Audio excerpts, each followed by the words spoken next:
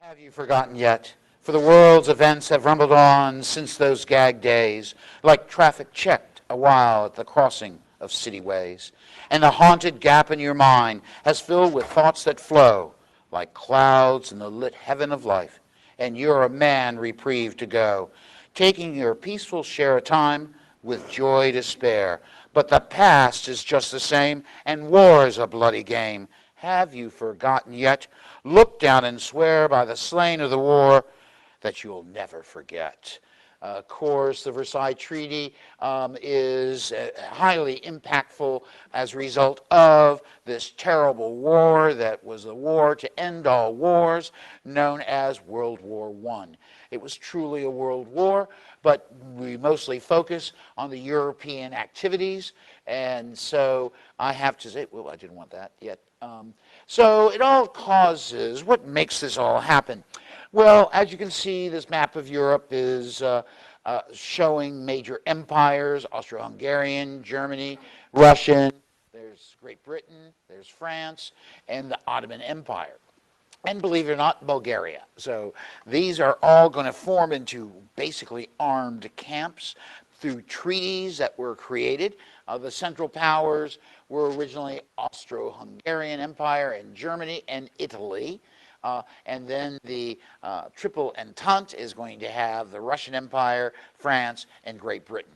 Although Great Britain was a secret signer on to that treaty, so many Germans would have said later, we would never have really backed this war had we known that Britain would declare war. And of course, Germany did it to themselves, because as they invaded France, they are going to pass through Belgium. And Belgium was a nation created in the 1830s, believe it or not. And that was a neutral nation, and there were signatories to support its neutrality, including Great Britain and the Kingdom of Prussia, later the German Empire. So when Germany violated that using the Schlieffen Plan, it was really a set for a disaster for the entire world. We have to realize that there had never been a conflict scene like this ever before. The causes of this war were really as a result of these alliances, nationalistic inspired revolutionaries in Serbia especially. They, of course, the Black Hand, Gero Princip, is going to actually shoot Archduke Franz Ferdinand. My son told me that's a band these days, but it's kind of odd. But the thing is that the death of he and his wife Sophia is going to spark Austro-Hungary to demand Serbia do certain things. Serbia refused. Russia says, well, you can't mess with Serbia. They're Slavs like us. And then Germany says, well, you can't mess with Austro-Hungary because they're German like us. And all of a sudden, we rumbled on into this tremendous war. Now, at the beginning, we have open warfare, but open warfare only lasts until the end of September. This is a tremendous painting and showing really the shock and fear that shook you then when you went across the parapet and against the enemy. This war was featuring all new types of weaponry. I think the biggest impactful weapons are these heavy cannon, similar to what's being used in Ukraine today, and the machine gun, also gas warfare. Flamethrowers are created during this conflict. So in other words, we're trying every which way we can to kill the other. So it's a war of attrition. And that war of attrition is going to be made worse for the Germans because of the British blockade of Germany.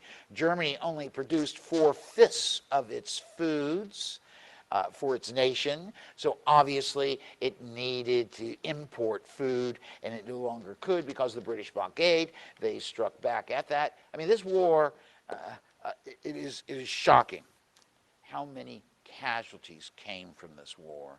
This is Louis Ranamecker.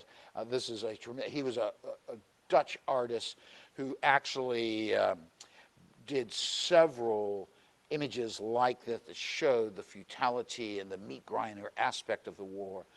So this epitomizes everything. I just got to tell you, despite how it was, you know, it's like in the Battle of the Somme on 1 July 1916, you will see 60,000 British soldiers as casualty in the first day of the attack. I died in hell, they called it Passchendaele, according to Siegfried Sassoon, who was sadly there. And so I've got to tell you, the killed in action of various nations include Russia with 1.7 million, Great Britain with 908,000, France 1.3 million, Italy 650,000, USA 116,000, Romania 335,000, Serbia 45,000, Belgium just 13,000, Germany 1.7 million, Austro-Hungary 1.2 million, Turkey 325,000, Bulgaria 87,512. Wow. I could get into even more statistics, but I want you to know that likewise with the great dislocation of this conflict, that we will see 13 million civilian deaths, somewhat because of the Spanish flu that came out at the end. You have to realize if you're deprived of a real good diet, you know, like the German and sometimes the British, because of the German blockade of Britain. And that's going to lead to this event. This is, of course, on May 7, 1915. This is the sinking of the Royal Mail steamer, the Lusitania. And of course, the Lusitania is a passenger ship. However, if you look at this book called Jane's Fighting Ships, it's actually listed as an auxiliary cruiser. It actually had cannon stowed away on this ship. However, it wasn't activated. And auxiliary cruisers were used extensively during the early part of World War I. So when the submarine commander sees this ship and looks at his Jane's Fighting Ships, because they have silhouettes of the ships, and he goes, oh my gosh, it's a fair game. Now, on board the ship was all sorts of munitions. Some of them were crated in crates known as marked butter and so forth, but they weren't refrigerated. So this sinking shocks America, as 128 Americans went down on the Lusitania, including the President Albert Hopkins of the Newport News shipyard. So this sends a shockwave throughout America. Germans' unrestricted submarine warfare had brought Britain to 6 weeks of being starved out. However, Woodrow Wilson forces them to stop doing the submarine warfare. But this is somewhat why we see America entering the war eventually. This is the first American propaganda poster by Fred Speer. It is called Enlist. Woman and child drowning, probably an American, as a result of the sinking of the Lusitania. What do you do when you see this? You simply enlist. The power of this propaganda is amazing. Do you remember the dark months you held the sector at Amiens? The nights you watched and wired and dug and piled sandbags on parapets? Do you remember the rats and the stench of corpses rotting in front of the front line trench? And dawn coming, dirty, white, and chill, with a hopeless rain. Do you ever stop and ask, is it all going to happen again? And you can see the glass and gloom of French or trench warfare actually changes the very souls and minds of the people wrapped up in this conflict. This is, of course, by 1917, the United States will be involved in the conflict, and this is really a turning point for the entire war, I have to say. And this turning point, the turning point 1917, is all a result of the Germans reinstituting unrestricted naval warfare. They also forced, the basic surrender of or giving up of the war by the Russian war effort. This shows a despondent Tsar Nicholas II. And of course, you see, when men and institutions are caught up in such an explosion, things start to change. This war was fought to preserve traditional values. Instead, it causes changes beyond comprehension. And change number one, we see the loss of the First Empire, the Russian Empire, which will be replaced by the Bolsheviks. The gamble the Germans made by actually sending Lenin into Russia resulted in Russia getting out of the war with the Brest-Litovsk Treaty. And this meant that the Germans could bring over 2 million men from the Eastern Front to the Western Front. And this was their big gamble that they thought they could win the war with. Of course, they did not figure the power of American industry. They did not understand how quickly those troops that we were training, we did not have a large standing army prior to World War I. So we create the tanks, the ships, the airplanes, the guns, the cannon, the shells. Right up here near Williamsburg was Penniman. And Penniman would create over 20,000 240 millimeter shells per day. And where did they ship them? They brought them right down by rail and shipped them out here to Newport News, to France.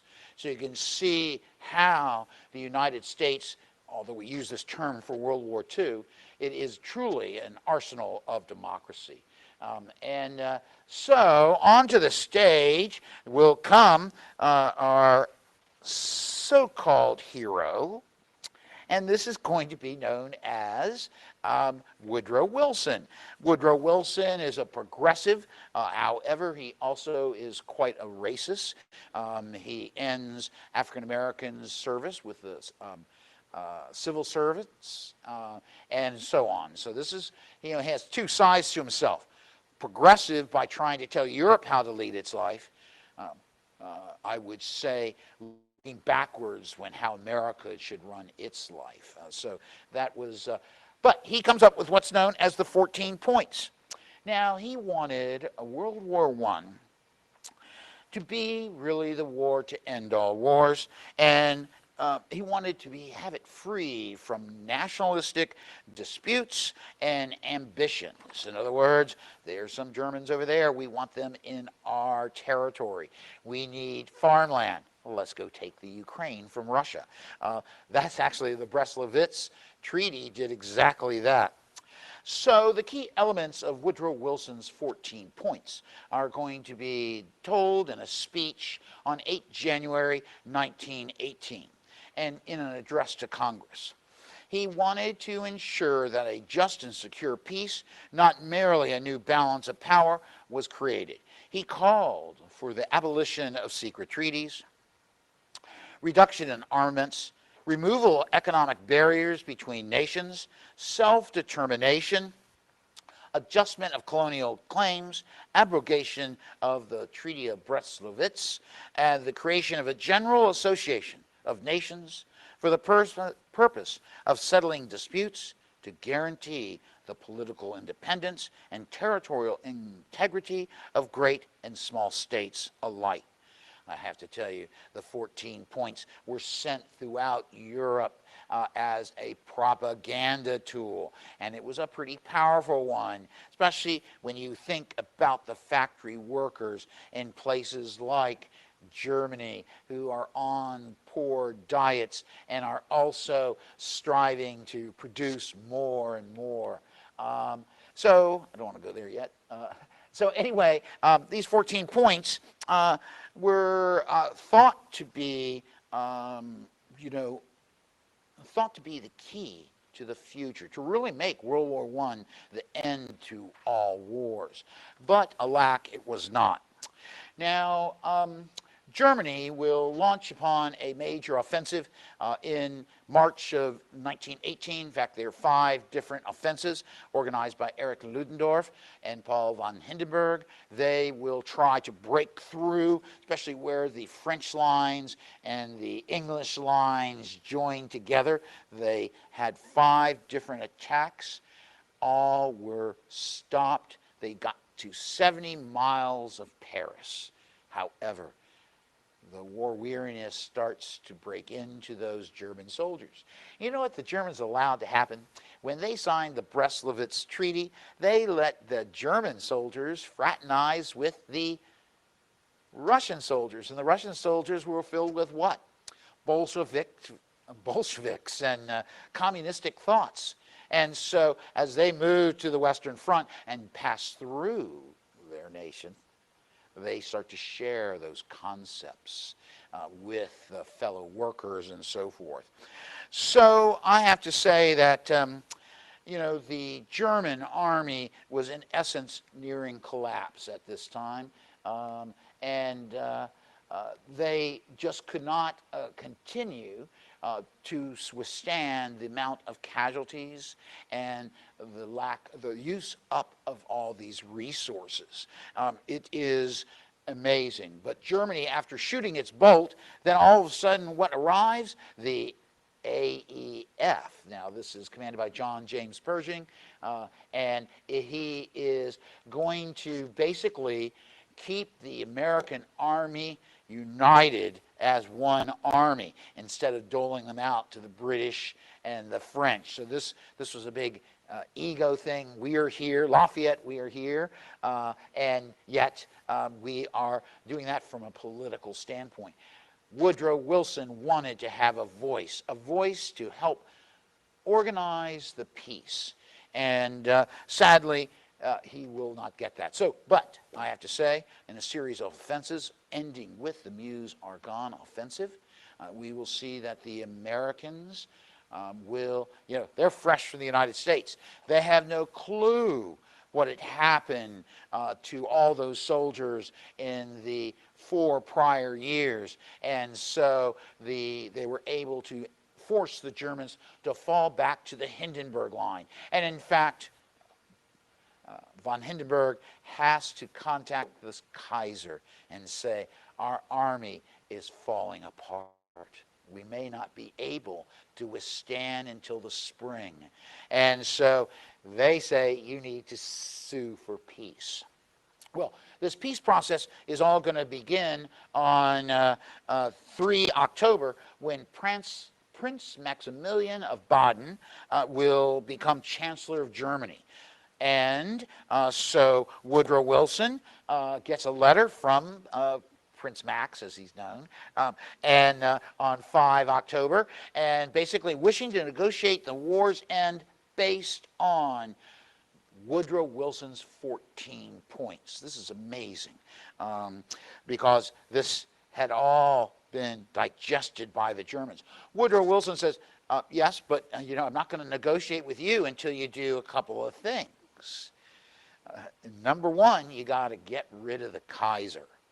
And so this was fraught with difficulty. The Kaiser will actually not abdicate until 9 November, and it actually is precipitated by on 29 and 30 November or October, they'll have these tremendous strikes across Germany. And even more so, the sailors of the German fleet, the German admirals wanted to say, well, look, the war's ending, let's go out and go down with a good bang, and let's go attack the British and not care. The sailors go, whoa, the war's over, our bellies are empty, and we're not going to do it. And so this mutiny saw the chaos that was striking throughout the Central Powers.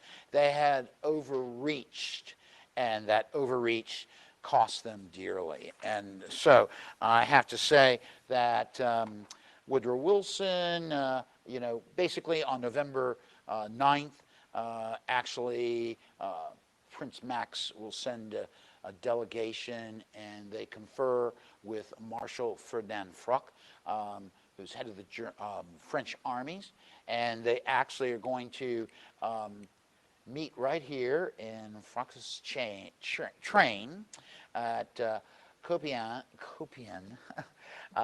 and basically, and that is where the war is discussed. Everyone says, oh, we're going to do this. Germans are going to sign based on 14 points. The French say, well, wait a second. You either sign an armistice now or we're going to attack even more. You need to leave Russia. You need to stop your submarine warfare before we even sign on the dotted line. So the Germans felt pressed into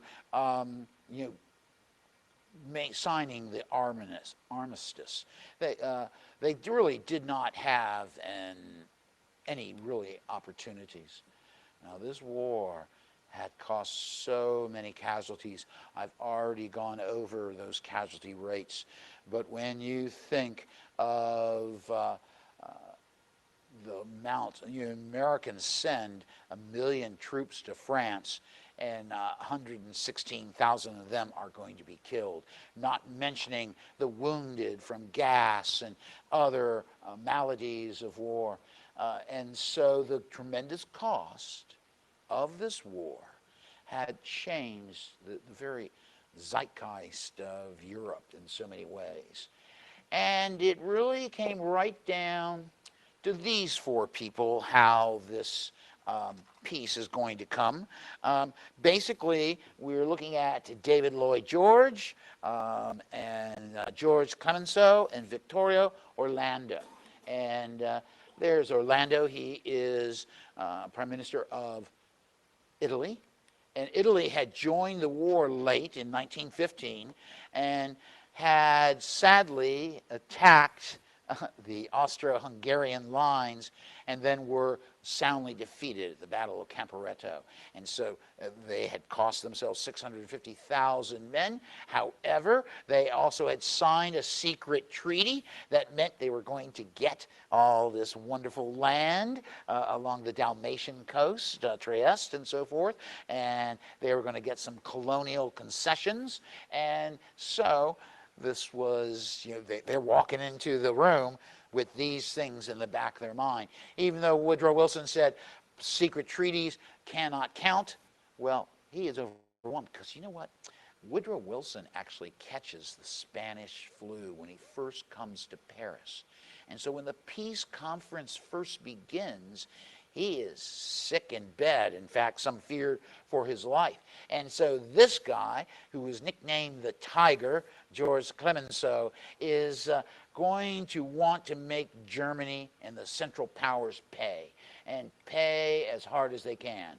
David Lloyd George, of course, everyone's looking at the Prime Minister of the British Empire saying, we have had tremendous losses as a result of this conflict, and we have to have something in return for the losses of our men. We have to have something to deter Germany from ever doing it again. Of course, there's Woodrow Wilson again, and this is the famous painting that Julie was talking about. In essence, we have the very center of the painting. We see the Big Four, as they're called. Now, I have to say that David Lloyd George and Clemenceau really orchestrated putting a bag over the head of Woodrow Wilson because of the mistakes that he made. So Clemenceau refuses to allow the defeated nations to have a say in the final treaty.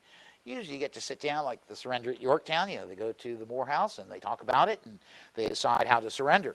Not at Versailles or any of the other treaties. There was a treaty with each different nation group. So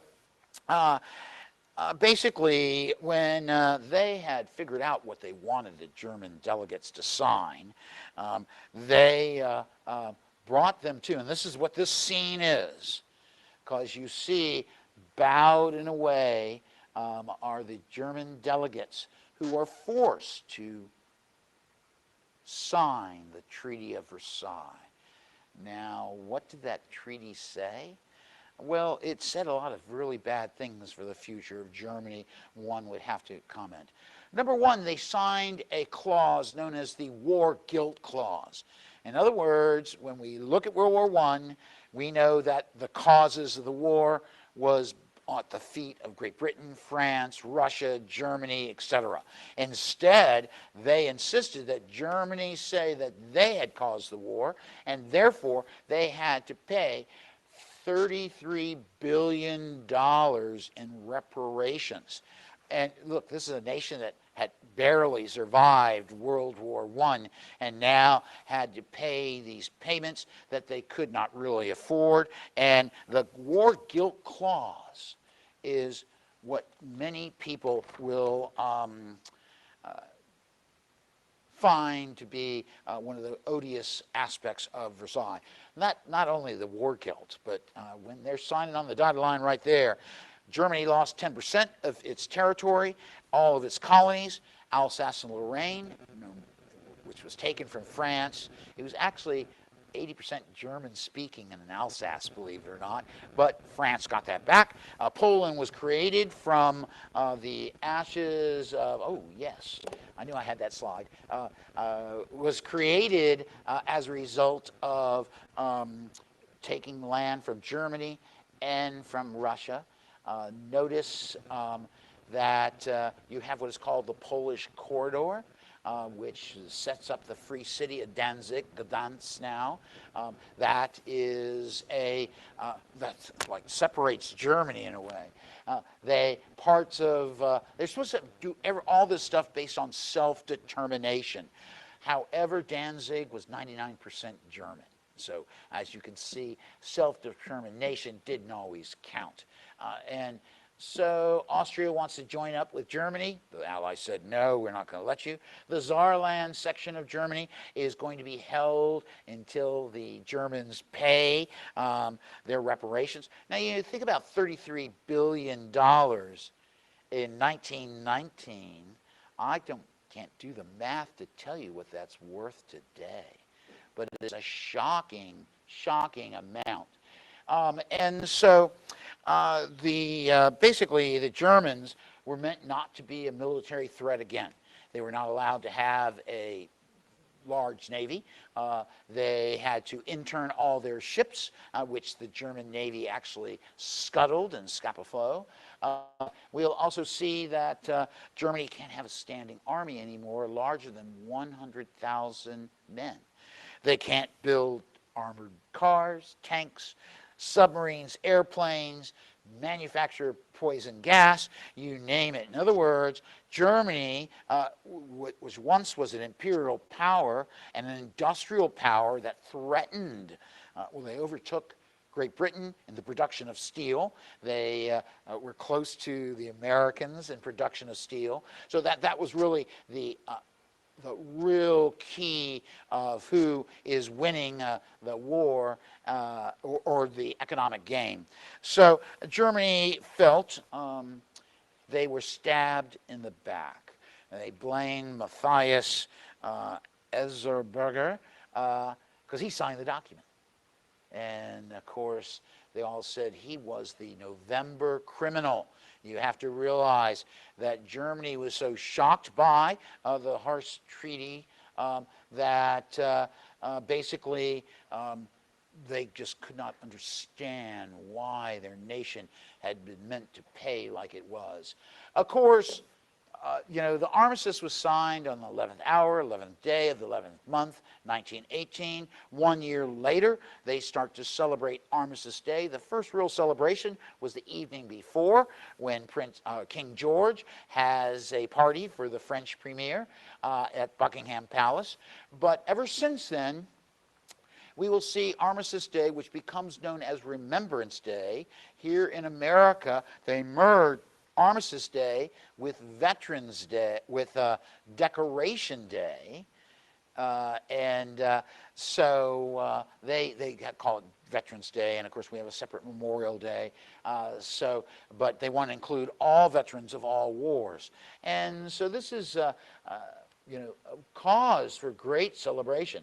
Wow, this is the founding of the American Legion, which actually took place on the 11th hour, the 11th day of the 11th month, 1919, 1 year afterwards. Because those values they felt they had preserved by giving of themselves had to be shared with the entire world. How wrong they were. You could see how the celebrations of Armistice Day took place. There was no, by the way, Armistice Day in Germany. But the Australians, they lost a very major part of their population. The whole face of northern France and parts of Belgium are filled with cemeteries just like this. And they're there because of the tremendous cost of the war. Here's Siegfried Sassoon. And, for every year between 1919 and 1939, he was on the radio and BBC, and he recited his poem, The Aftermath. Do you remember that hour of din before the attack, and the anger, the blind compassion that seized and shook you then, as you peered at the doomed and haggard faces of your men? Do you remember the stretcher cases lurching back with dying eyes and lolling heads, the ashen gray mass of the lads that were once keen, kind? Have you forgotten yet? Look down and swear by the green of the spring that you will never forget. And that was the whole concept of Armistice Day, that you would never forget the great sacrifices. However, because of how the Allies dealt with the end of the conflict, you will find the rise of other types of isms, as I like to say. Communism is one. Germany in 1919 had the Spartacus Revolt, which came very close to making Germany a communist nation. Hungary had, Bela Kun had this great communist revolution that only lasted 10 months, but nevertheless. So you also have the rise of fascism. So, so much had been given by those people in those various nations that they felt they needed a new path. Not only the victors, like Italy said, you didn't give us all what we agreed to get, and we lost 650,000 men. So that enabled Mussolini to have his great march on Rome in 1922. The rise of fascism really brings the rise of Nazism. I have to say that there is no reason for this to happen other than as a result of the Versailles Treaty. Adolf Hitler called those that signed the treaty the November criminals, and that they vowed vengeance. And that he vowed vengeance because Woodrow Wilson, despite his 14 points, did not really allow for self-determination, giving Hitler these opportunities to try and unify the German people, and which caused the appeasement policies of Great Britain until the invasion of Poland in 1939. So have you forgotten yet? Look down and swear by the slain of the war that you will never forget. Thank you.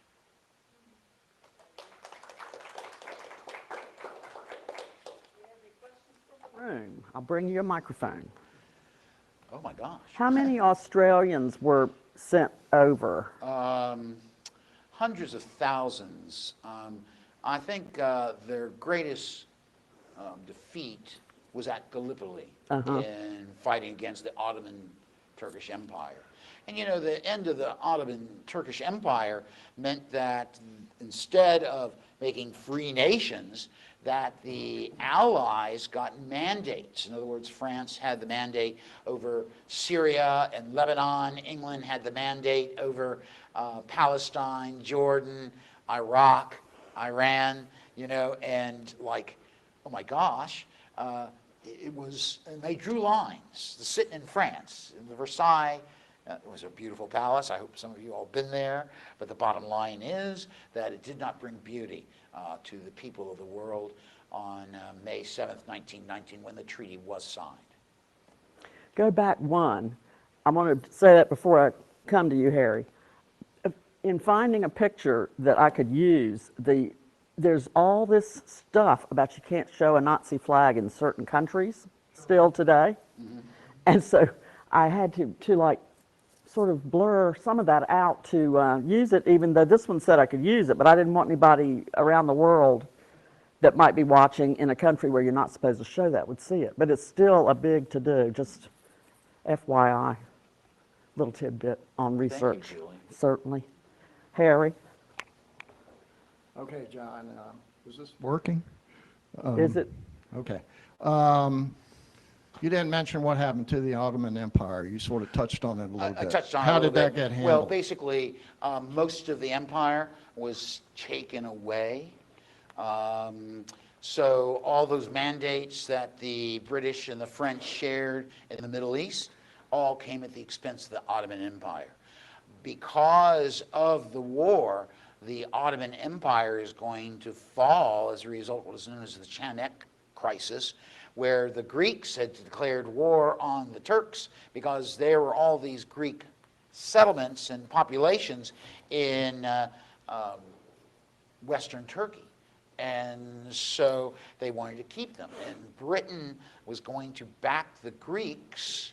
However, the Parliament said no, David Lloyd George was kicked out, and the Greeks were forced to retreat. This was all brought on by Ataturk, who made Turkey into a modern nation, a modern democratic government. I think because he stayed a dictator the whole time he was in charge. And, but he broke away from having religion being in charge of the nation and making it a secular state. He actually said, well, we're not going to use the Arabic alphabet.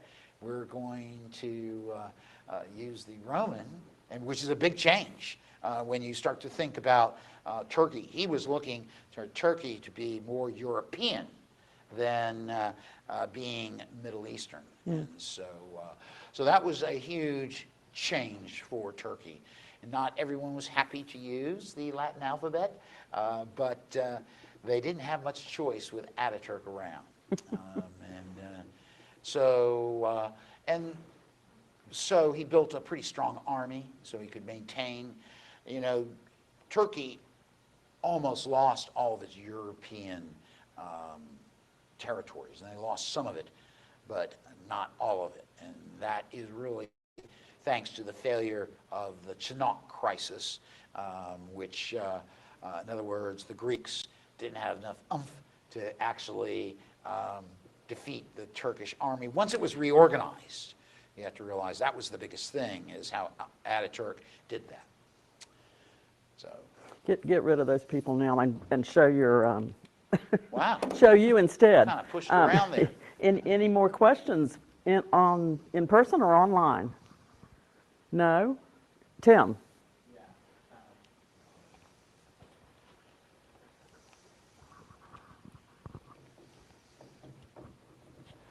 So I looked it up.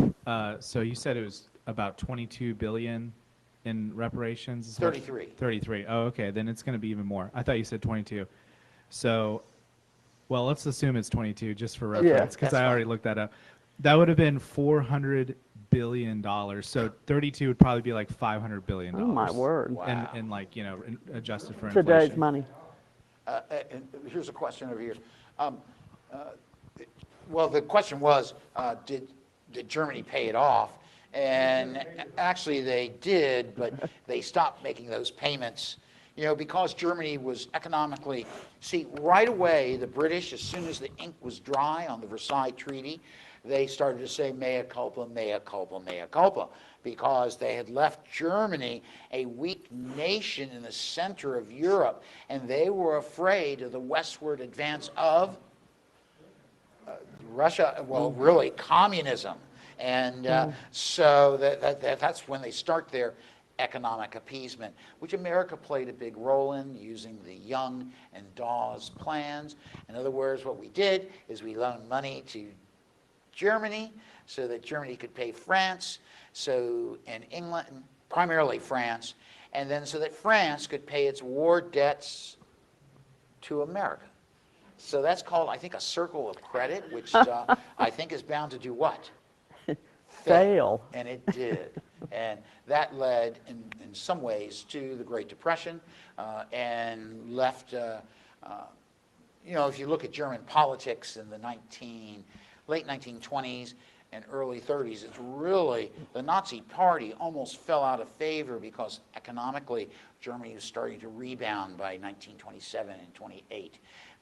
The failure of the Kreditansatz, the National Bank of Austria, led to a bunch of other bank failures in Europe, and consequently, we'll see the Depression strike Germany very hard, which meant, what is the solution?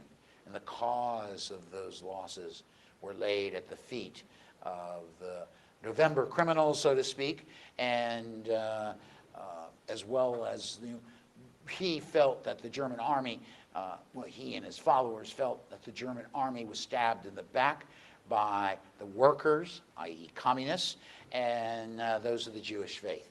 So that is really, his anti-Semitism is something he learned about when he lived in Vienna. However, it brought to the full circle when he is trying to create more power. And you have to have someone to hate, unfortunately. And having someone to hate is now allows a fascist dictatorship to grow. And no one asked me this, but I think I'll throw this out. I almost forgot it. That actually Ukraine had a delegation at the Treaty of Versailles. And they wanted to be declared an independent state, right? Because you saw Lithuania got it, Poland got it. How about us? However, because of the Russian Civil War and the Allied intervention, they would not do that. And so, the nationalistic desires of the Ukraine have existed for hundreds of years. They used to actually be part of the Lithuanian-Polish Empire. And so seeking justice is found in many ways, and really the self-determination of those people is being shown on the table today, whenever you look at the news. Yep. Yes? And didn't Ho Chi Minh try to see Woodrow Wilson? Yes, they're the Sun Yat, not Sun Wait a minute, Yat-sen. Charles, let me give you the mic because the others online can't hear you. Thank you. Excuse me. Ho Chi Minh was a You see, yes, Ho Chi Minh was actually studied in France. He was a nationalist more than a communist. However, if you read the 14 points, it says we're going to strive to end colonialism. Well, who was in charge of Vietnam? The French. The French. And so Ho Chi Minh says, look, you're supposed to end colonialism. Well, let's do it here. And Woodrow Wilson would refuse to hear it. Of course, so would Georges Clemenceau. It happened the same way in many places, such as China. They tried to say, okay, all these territorial concessions that have happened, we want them done away with. And the Allied powers said, well, no, we like making that money. And so the Versailles Treaty was an economic explosion on the ashes of World War I. Japan wanted to get Manchuria and a bunch of other stuff, but the Allies said, oh, no, no, no, you can't do that, and we'll give you some mandated islands. Well, to the Japanese Empire at that time, that was not successful. They felt they were being treated as second-class people. So did Ho Chi Minh, so did most Orientals, as a result of this treaty. So this treaty caused more hate and divisiveness than it was meant to solve. And that's one of the sad parts of the Versailles Treaty. We cannot, I think this was all about That's right. how we recognized veterans. My father was a veteran, and I know he did his duty well, and I find that all the veterans I know, and I know quite a few because I was director of the Virginia War Museum for 30 years, so it's a tribute to their sacrifices that make us the great nation we are today.